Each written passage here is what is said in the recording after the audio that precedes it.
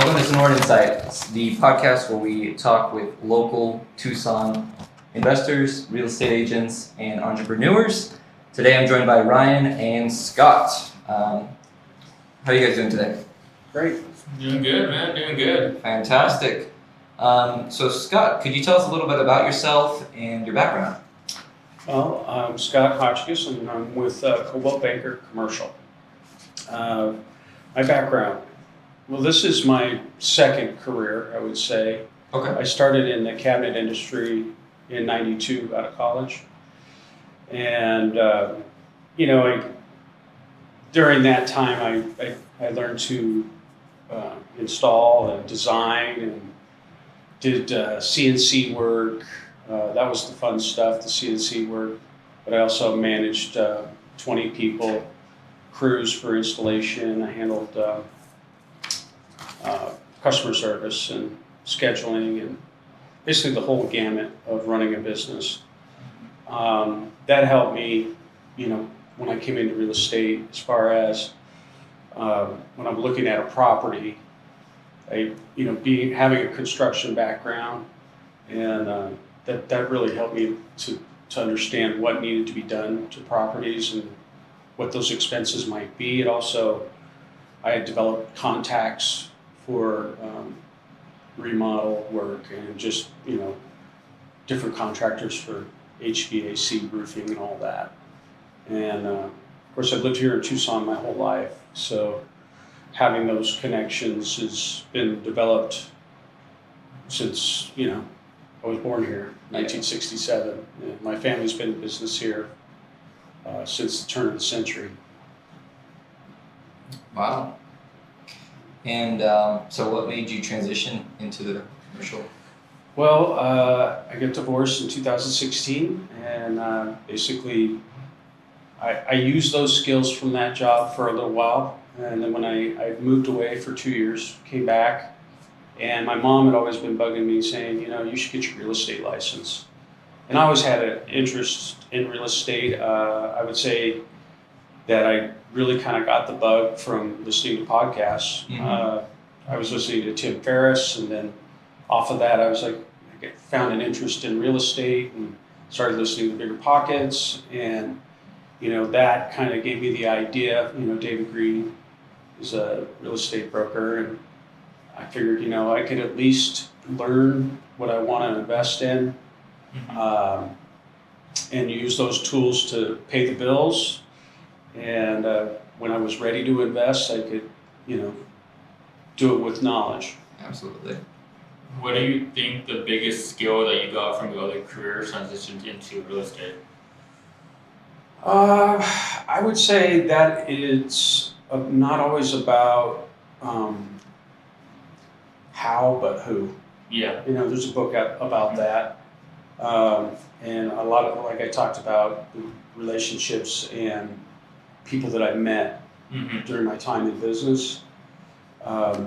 Whenever I've needed advice about a particular area, someone I know has had more experience than me, I could go to them and ask a question.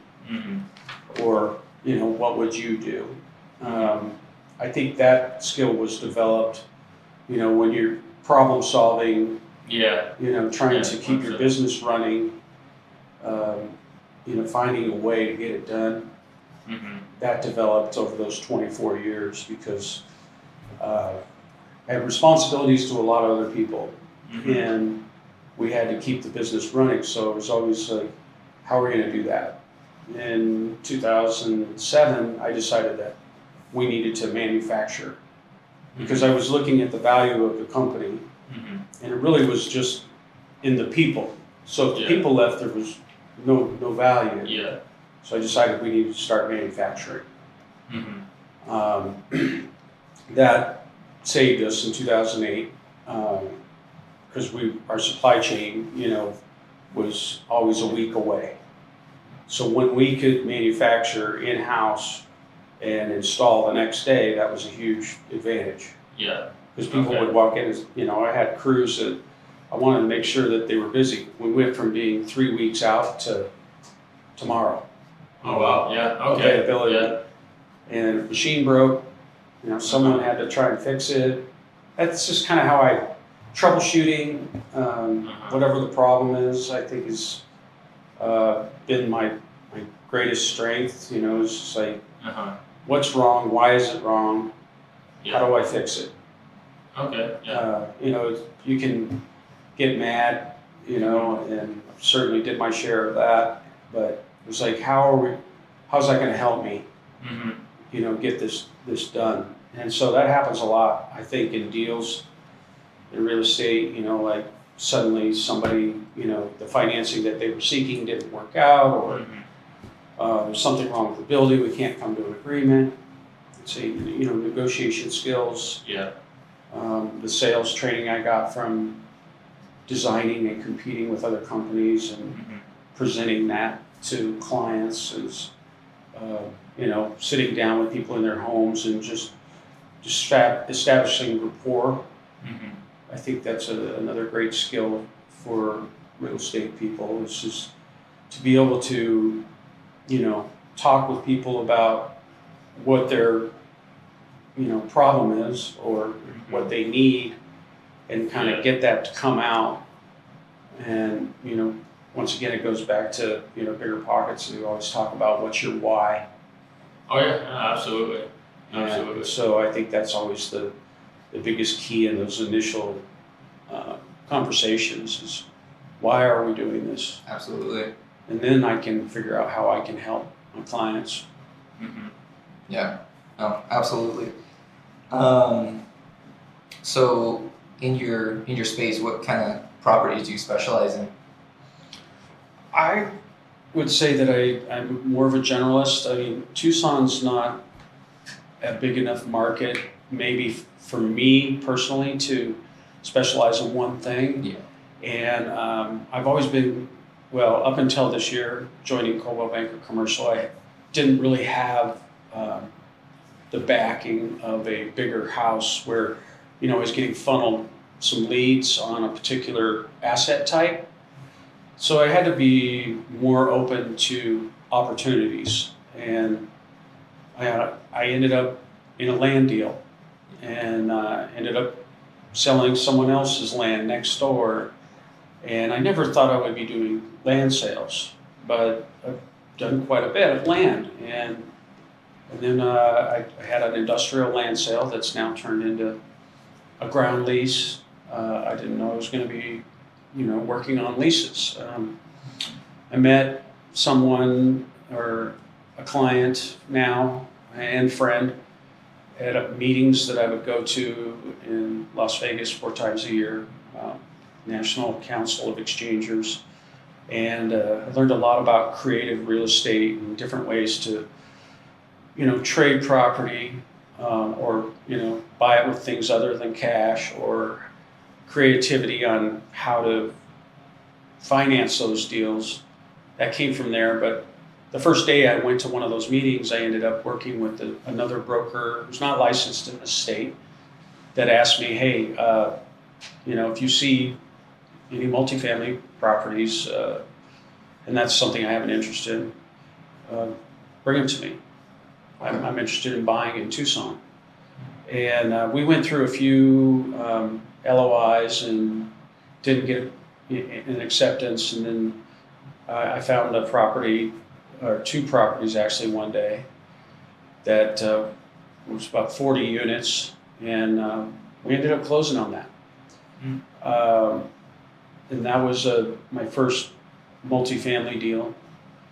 That same year, I'd done industrial land, so mobile home park, and right now I've got retail listings, triple net offering. I'm learning as much as I can, and I say no to very little. I'll look at stuff and try to, set realistic expectations. But if I do take on something that I'm not completely my specialty or strength, I'm going to do the research and learn what I need to learn to serve the client in their best interest. Yeah, absolutely. And I think my hustle and my willingness to work harder basically put more hours in at the gym, and that's here, at the office. I'm not saying that you can't work from home, but for me, I need to come to the office and say, okay, I'm working on real estate right now. Yeah, it's that mindset switch, that environment that helps you switch your head into the rest Right, of it. and I'm a creature of habit, and I need a routine. So I would say that's the other thing too. For me, is key to have a routine and have the right mindset, and project what you want, and focus on what you want, and eventually you'll end up there. Absolutely. I want to be a multifamily investor myself, so those are the deals that I study the most. Yeah. This year might be a little bit tough, I think, for multifamily. I still think the smaller multifamily, let's say 5 to 25, that market seems to still keep going. I meet a lot of people that want 100 units or more. Well, there's not a lot of 100-unit properties right now that are available, that are not priced, beyond what the buyer wants to pay. Sellers' expectations are still very high, and I think a lot of investors were almost wishing that we crashed a little harder recently, and I didn't think we would, and I think a lot of that has to do, with the residential lending and lending on, the apartments during the run-up was fast and furious, and people leveraged themselves with private money. Yeah. And, even though some of those 3-year balloons are coming due, I think people are being flexible and negotiating with the current owners and trying to see if they can still pull it off, so to speak. And they may. So we really haven't gotten to that point yet where I think this year we will see an increase in inventory, but I don't think it's going to be a ton. And it's going to be highly competitive for those properties to get in. And I think buyers are still trying to be very conservative in their underwriting. Yeah. And that may not get you the deal. Mm-hmm. So I think buying on par in the market to get into a good property that eventually you're going to see the cap rate increase by you increasing the rent, making some improvements, managing it better.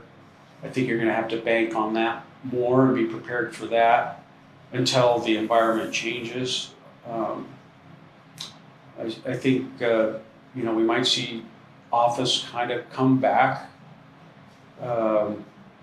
Retail seems to be doing well.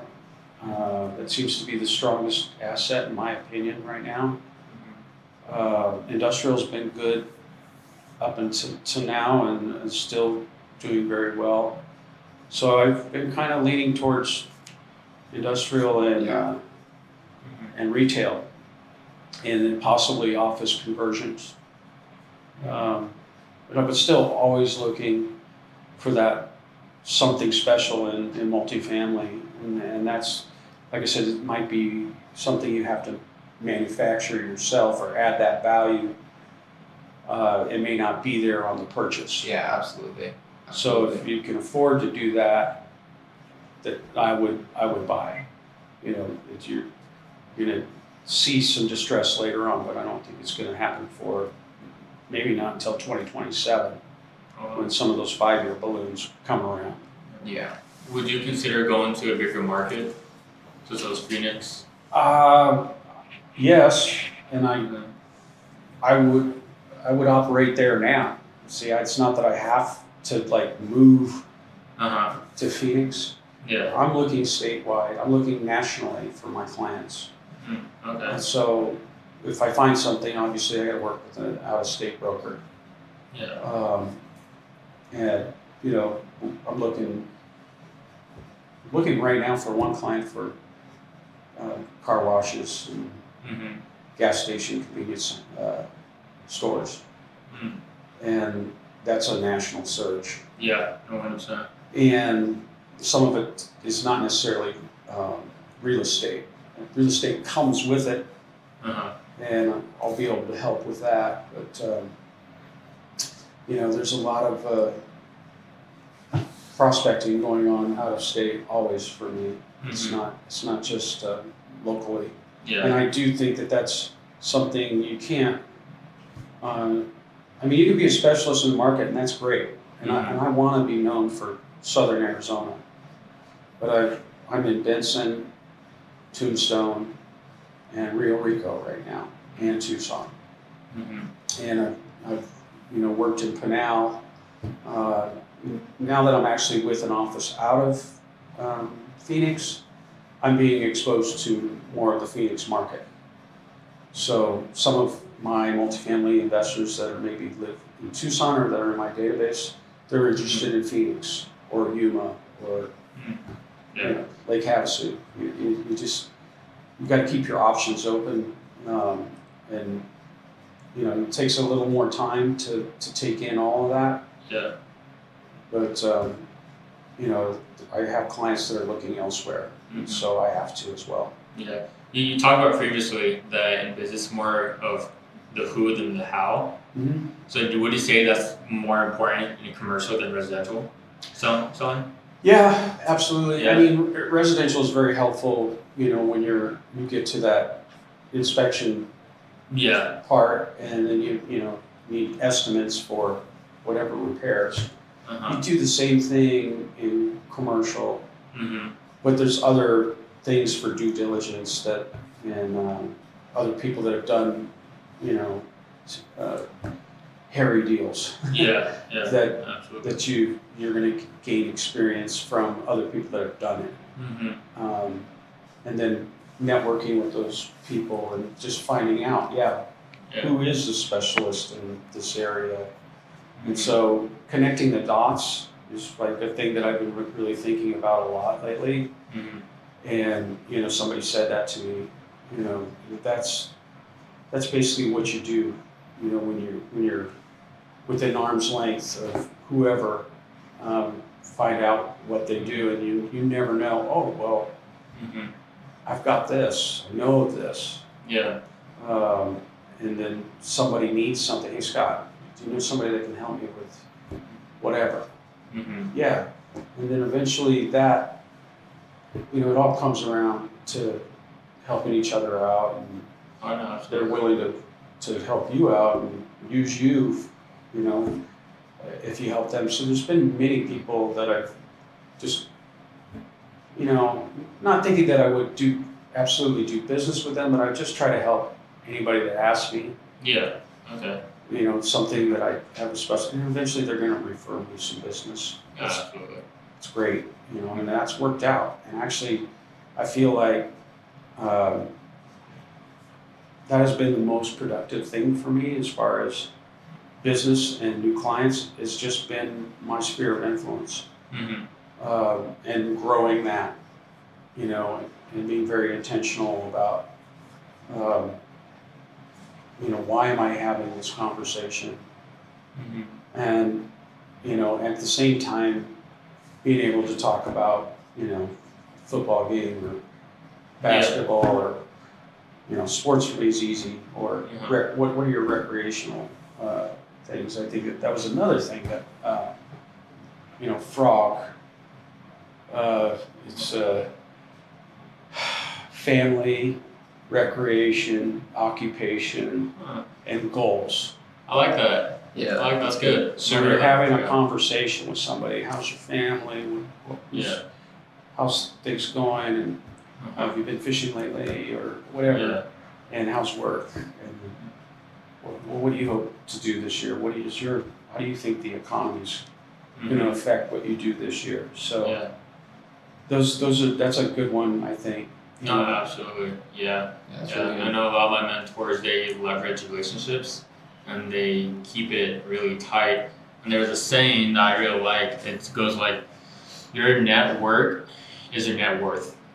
So who you know plays a huge importance of what you do. Right, and if you're lacking the knowledge, I mean, obviously you should be studying all the time, whatever you're working in. Because if you are having conversations with people that you're hoping to work with, you better be able to speak intelligently about it. Absolutely. And like I said, there's always like, well, let me get back to you. I got to talk to so-and-so, and they're a little bit more knowledgeable in that area. It's never like, I don't know. Yeah. But yeah, that's a skill that I think you develop. It's hard walking into a room. When that first time that I went to, let's say, a CCIM meeting of some kind, and it's a little bit intimidating when you've got all these guys that they're designation. I'm not CCIM designated. That's one of my goals. Nice. Okay. But they have the knowledge, and you can sound like an idiot if you jump into a conversation and you don't know what you're talking about. Yeah. So it's important to learn whatever thing that it is that you want to be involved in. Yeah. And then the other thing is shut up and listen. Yeah. And you don't say stuff that you might come out regret. Yeah. Yeah. Well, or they're just like, and I've seen that happen a lot, and I try to avoid that myself. You know? And then I'll be like on the side, what does this mean? Help me out. And I do. I'll look up. I mean, there's a lot of terminology and different things in commercial that at first was like, what does that mean? I don't want to sound like an idiot. So I would always, just always learn. Yeah. Yeah. And so I think, you've got to be constantly educating. Oh yeah, absolutely. Putting more tools in the toolbox. No, absolutely. I remember my first year in real estate was one of the most embarrassing years of my life, just because of the fact that I didn't know what the heck was going on. I didn't even know what an HOA was. It was really bad. But I just surrounded myself with mentors and people that did better than me. And I ended up getting my first sale 30 days without me getting my license. And then I just kept on learning, like you said. I keep on learning. I think that's why the brokers are always like, hey, try and find some first-time home buyers. Yeah. And I would say this, though. I decided, hey, I don't want to. I mean, I love working with first-time home buyers. It was always very rewarding. But the deals were really small. Yeah. And I consciously said, hey, I want to sell, higher. I want to put more in my pocket. Yeah, exactly. So I put it out there, like, hey, how do I, improve the deal size with my clients? So that kind of led me towards commercial, because deals are just bigger by nature. But okay, who was my buyer? If I were them, what am I looking for? And that I think that for residential and commercial is the same. If you got to think like your buyer, your investor. Yeah. What's a good deal for them? And they're not going to keep working with you if you don't bring them good deals. And then if you are just like transactional, and they're dead set on a property, and you don't go, well, you might want to look at this. This may not be great. You might spend too much money here, and then you're going to end up, not making money. And that's the other thing. You got to, consider that sometimes you're going to be telling them this is a bad deal. Yeah. And you should look for something else, in my opinion. Or a lot of times it's like, hey, this is a great deal. What are you thinking? I mean, I've had clients thank me before for being blunt. Yeah. And just saying, what are you talking about? You're going to blow this. You need to do this deal. Yeah. And then you're putting your ass on the line when you do that. Yeah, you are. So you better have, careful how you say it. it's not a guarantee ever, and you don't want to make promises. Yeah. But you can say, look, I feel very strongly about this, and I think some people will ask you eventually, would you buy this property? Do you want to own it? Yeah. And you may end up buying it. I know that you guys look at things that way right now. Yeah. For residential, and we do the same thing for commercial. Is this a deal that I would be part of? And so, I think that's the fun thing about commercial, or the added bonus to it, is that you might be a partner. You may not take a commission. You might end up being part of a deal and stay in as ownership, or project manager, or like being boots on the ground for my out-of-state investors. Meet the tile layer, or some other contractor go unlock the house for me, or building. Yeah. You gotta go the extra mile, I think, Yeah. when you don't have a huge database when you start out, and that's basically what I'm doing. I still will probably keep on doing that, because I like helping my clients, and I've become friends with them. So Absolutely. a lot of stuff you don't get paid for. Yeah. But that's part of the gig. You got to provide value. Yeah, absolutely. Yeah. Well, you kind of already answered it, but what would you say you enjoy most about working in this space? What I enjoy most. It's never the same. I mean, for me, it isn't, at least. I like meeting new people and talking to them. I called somebody just out of the blue yesterday, a multifamily property. I was just poking around, and there's a phone number. Call them and start talking to them, and they like, Hotchkiss. That was the elevator company. Oh, well, yeah. Well, that was my family. And then we end up, just having a conversation about whatever. And at the beginning of the conversation, no, I'm not interested in selling, or. But by the time it was over, it's like, well, here's my price. Everything has a price, and I'd be more likely to sell this. Oh yeah, you have another property. It's just fun. I think I like doing investigative work. Yeah. I feel like it's fun doing the research and discovering what's really going on here. To me, that's interesting. Like putting together the puzzles. Yeah, and then finding out, hey, this is why their books don't look great, or wow, the potential is really here, but you've got to do these things to make it happen. And then when you close that deal, there's and everybody's happy.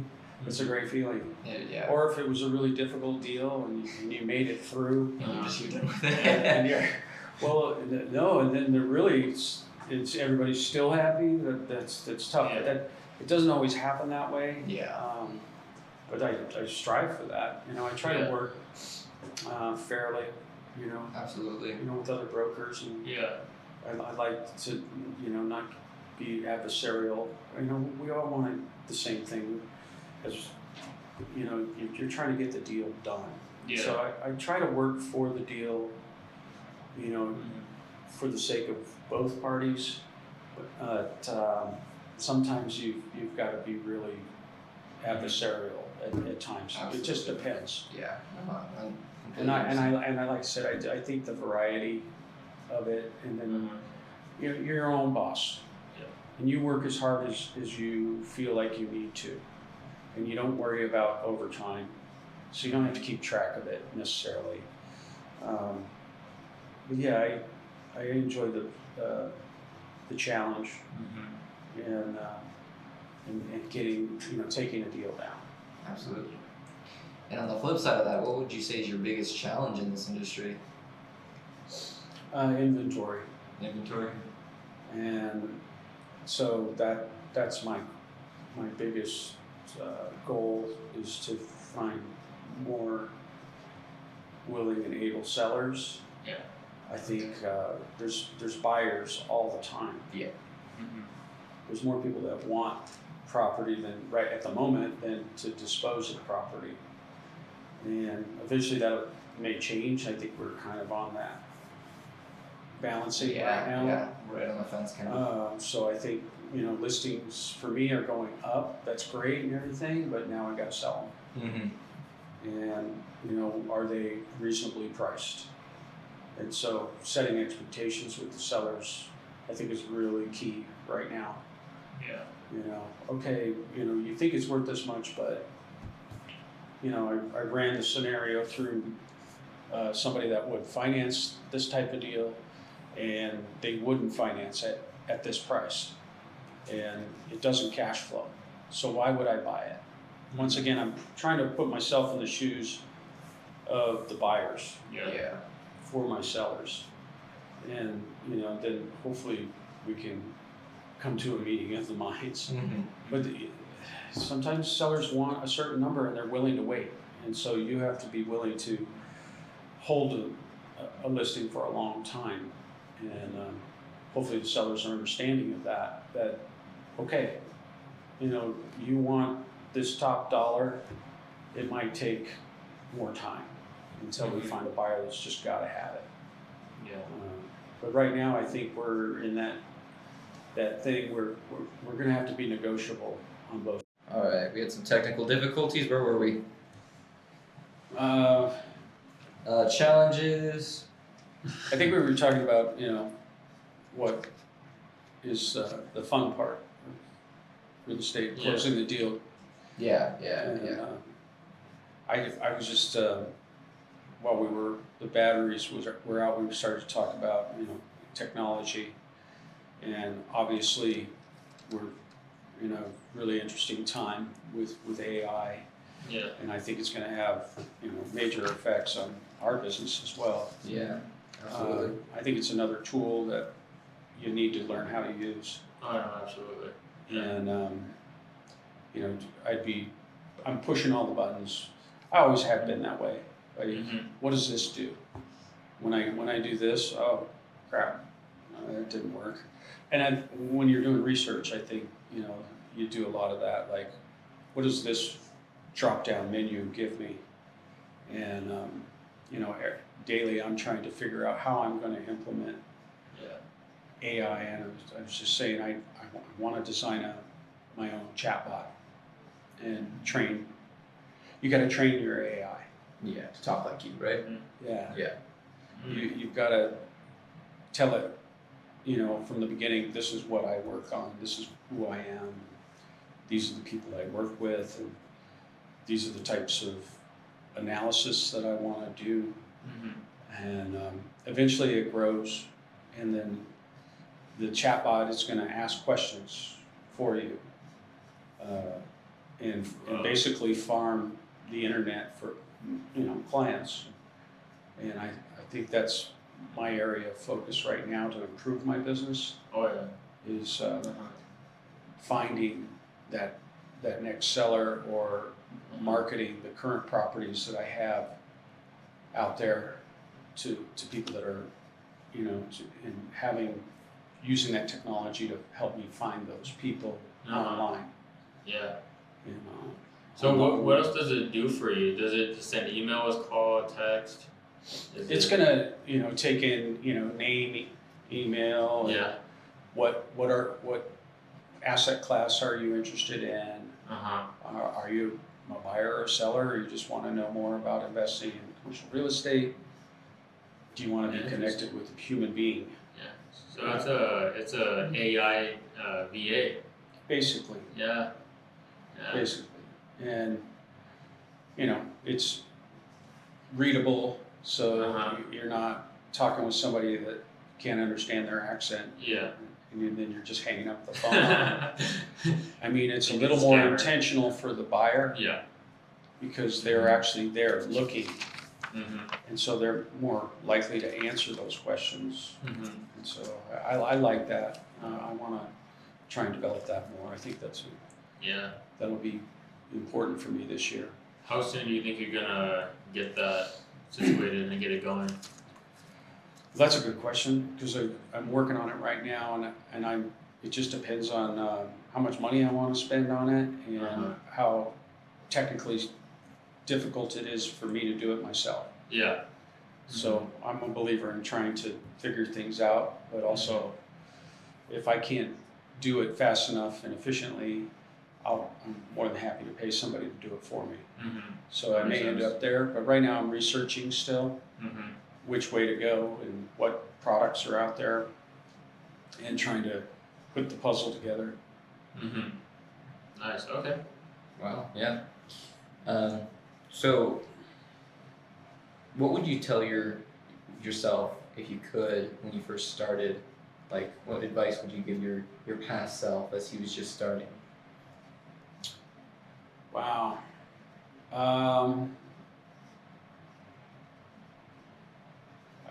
Basically start doing the things that I'm doing now that I learned that I needed to do. Everybody always said find a mentor. I've had many. Maybe it would have been worth paying someone to have a coaching program to hold me accountable and push me. I've always needed a little push. Yeah. I'm pretty self-motivated by most people's standards, but I always like when I played sports, the coaches that were hard on me are the ones that I played the best for. Absolutely. And so I do think that the mindset part, I think, is probably the biggest thing that is free and easy. More camera difficulties, but we were on mindset. Yeah, I think the mindset that I have now is what I needed when I first started, and it hasn't changed much. I mean, because I was always kind of hungry, and you've got to, like I said, be willing to put in the hours and enjoy doing it, and have energetic conversations. Absolutely. With people and experiment with what works and what doesn't work. And I did that. And like I said, I think I wasted probably a few dollars here and there.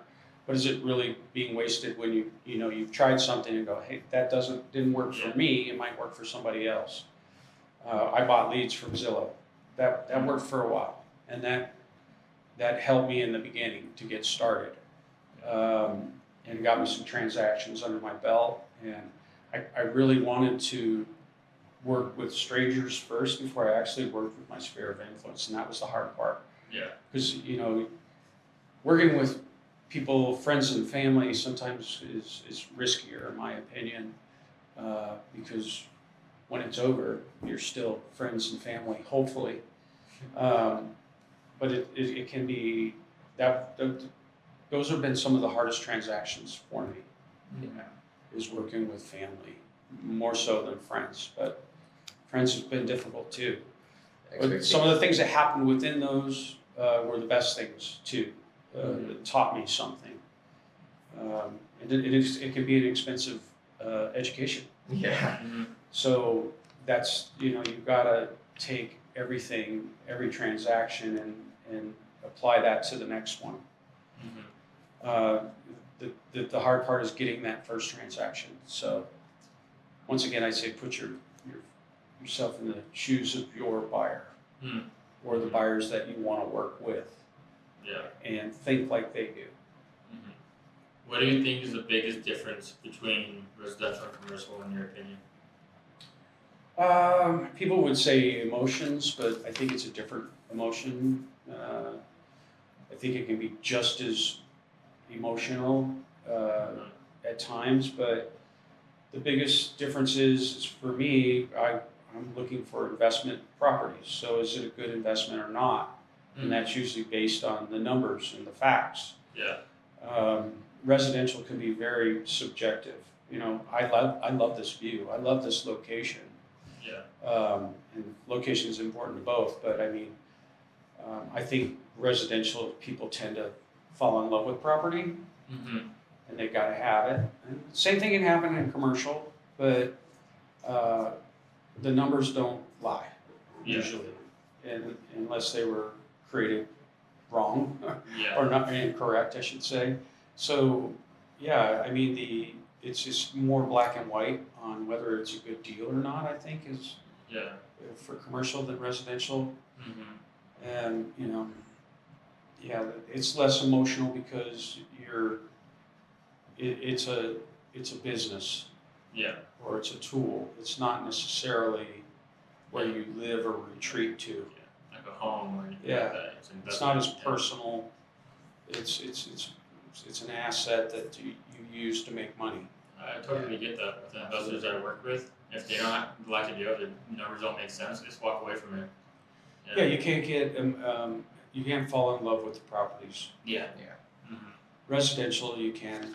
I mean, and my first investment property, I walked into it and went, oh wow, you know, this is it. You know, it Yeah. had all the things that I wanted, but it had all the different ways to make money as a residential investment for me. So Mm-hmm. it never was a place I was going to live, but it was like, hey, I could live here, Yeah. and that's why I think I really liked it, and I probably overpaid by most investors' Mhm. standards. Yeah. But you know, I bought this house. It was a 3-bedroom with a casita, Mm-hmm. and I added or made another bedroom in the house and rented the casita out, midterm rental and long-term rental. And the house has been Airbnb, so it's a hybrid.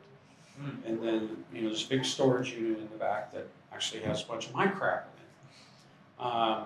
But I don't live there.